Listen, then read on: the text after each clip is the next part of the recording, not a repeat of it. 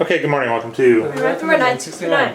FamilyMath969. So this week, instead of doing, or at least today, instead of doing a problem out of Mosteller's book, we're going to do the birthday problem because in your English class at your high school, you have 24 kids, 24 students, and 3 pairs with the same birthday. And none of them are twins, so it actually is really an amazing random coincidence. And so, in order to do this, since we don't know how the birthdays, at your school are distributed, or in your grade, or anything like that, we're just going to have to assume that everything is equally likely. Okay. All 366 birthdays. Can't reach through the tripod and spell. All 366 birthdays equally. Why do I have to use 366 for kids in your class? February 29th is 2004 is a possibility. That's right. So for kids in your year, they could have been born on February 29th, 2004. So we got to use 366. Yeah. Okay, well, good. So the first one, there is a famous birthday problem. Do you know what that famous birthday problem is? I think it's you have how many people? I think it's like something. How many people do you need to have in a room? For 2 people to have the same. The probability that 2 people have the same birthday is a half, I think. 50% Or a grade and a half. chance Yeah. of 2 people with the same birthday. Okay, and so how do we think about that problem?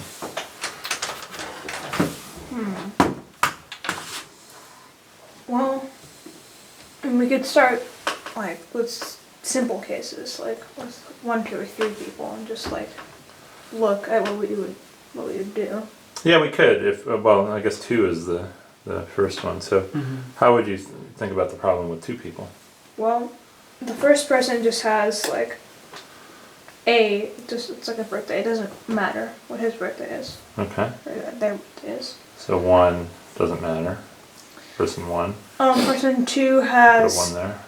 a 1 out of 360. We're using 65 or 66. We'll use 366. It's 1 out of 366 chance of having their birthday.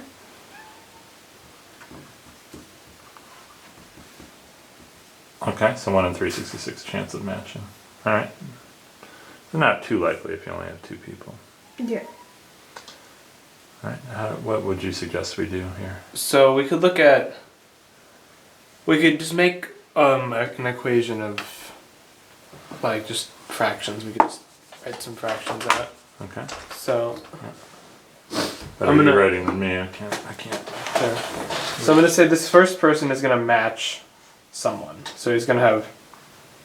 So his birthday is gonna be for n people. It's gonna be.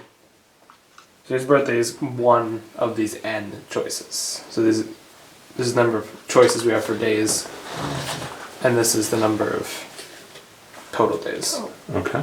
So then we do. That's n other people who all have just a random chance of getting their birthday can be on any day, so I don't really know how to represent that. So okay. I mean it's just 366 over 366. And then just this is n times. Not sure what you mean by n times. Then. So this just represents the number of people in the room. There's n plus 1 people in the room. Okay. And one person. So whatever day these guys pick for their birthdays, this guy has a choice of those days to match one person. All right. Anything special has to happen with these ones? They all have to not have the same birthday. Okay. So I guess it'll be 366 over 366 times 365 over 366 times 364 over times, I guess 366 minus n minus 1. Well, how many people were in the room? So there's plus. n people and then n and this plus 1. Okay. So just 366 minus n.